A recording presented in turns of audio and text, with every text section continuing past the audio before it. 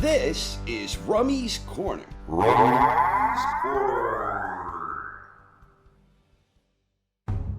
Coming up on the 3rd of May from Riyadh, in a championship contest that will be available worldwide on DAZN pay-per-view, IBF super middleweight title holder William Scull will square off against a unified WBA, WBC, WBO, and lineal world super middleweight champion, the one and only Canelo Alvarez. Technically, this fight is for all the marbles. Every major alphabet title, the Ring Magazine Championship, and a rightful claim to the lineage. In reality, however, this is more of a technicality. Canelo already was undisputed king at 168, and he never lost the IBF belt in the ring. All the same, the IBF stripped Canelo of their championship. The IBF has a habit of doing this sort of thing. They strong-armed Usyk into vacating their belt at heavyweight, where Usyk's expected upcoming rematch against Daniel Dubois is the exact same situation, where an undisputed king gets the chance to become two-time undisputed by reclaiming the respective IBF belt he never lost in the ring to begin with. The IBF also did the same damn thing with Bud Crawford at 147.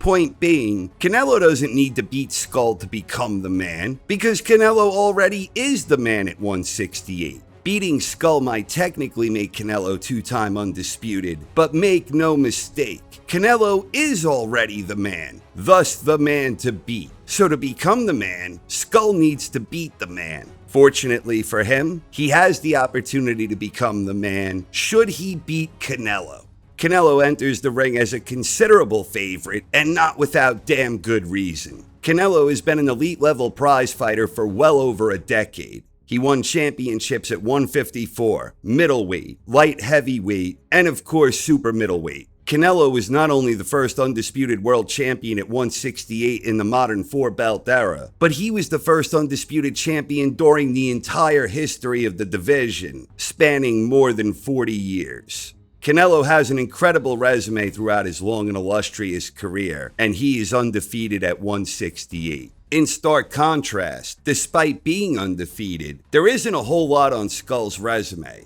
His resume is thin, largely lacking in quality. In his most recent win to date, Scull won a 12-round unanimous decision against Vladimir Shishkin. Even here, that was an extremely close and competitive affair, one that many observers believe Shishkin deserved to win. The fight was for the vacant IBF title that was stripped from Canelo, and that is where we stand.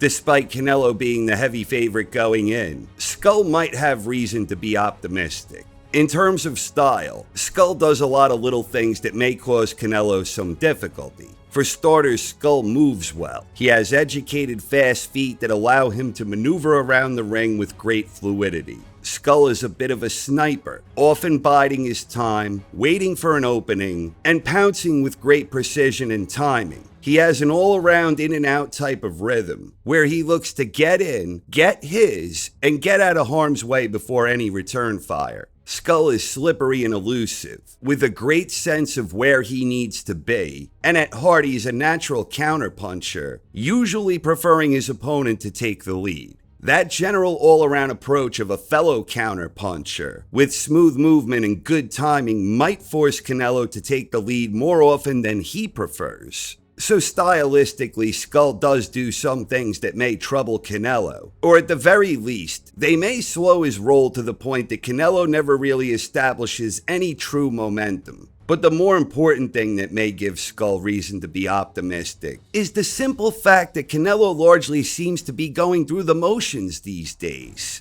Ever since suffering the loss against Bivol, Canelo has not seemed especially hungry. That is the general perception among boxing fans. And that outlook is predicated on the fact that Canelo has had a string of opponents who haven't gotten fans especially excited. There was the trilogy fight with Golovkin, which was at least a worthy matchup. But since then, there was John Ryder, then Charlo moving all the way up from 154, then the fight against Jaime Munguia, and most recently he had the victory against Edgar Berlanga. These are not the types of Canelo fights that fans are especially interested in seeing. People want to see Canelo challenge himself. And specifically, there was a lot of demand for years with the fight that never happened against Benavidez.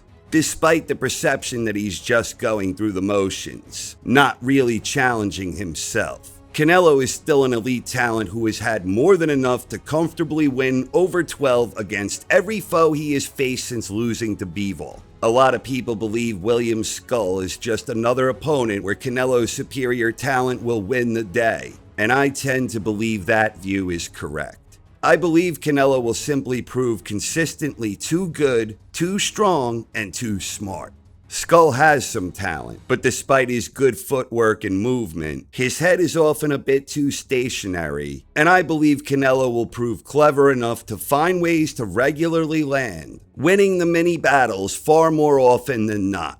So for my official prediction, I am taking Canelo Alvarez to win a comfortable 12-round decision. Even though Canelo is past his best and beginning to wind down, there are still levels in boxing, and I believe Canelo will clearly prove that Scull isn't at his level. So I like Canelo by decision, but as always, what the hell do I know? I ain't exactly Quasimodo over here. But shy of some freaky situation like a bad cut or an injury, I have a very difficult time seeing a feasible path to victory for Scull.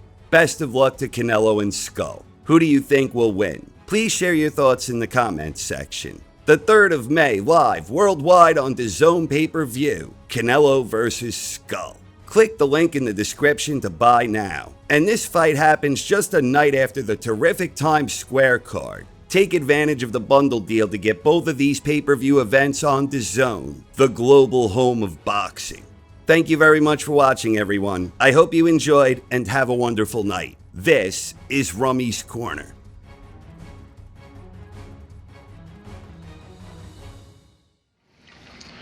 You know, Quasimodo predicted all this.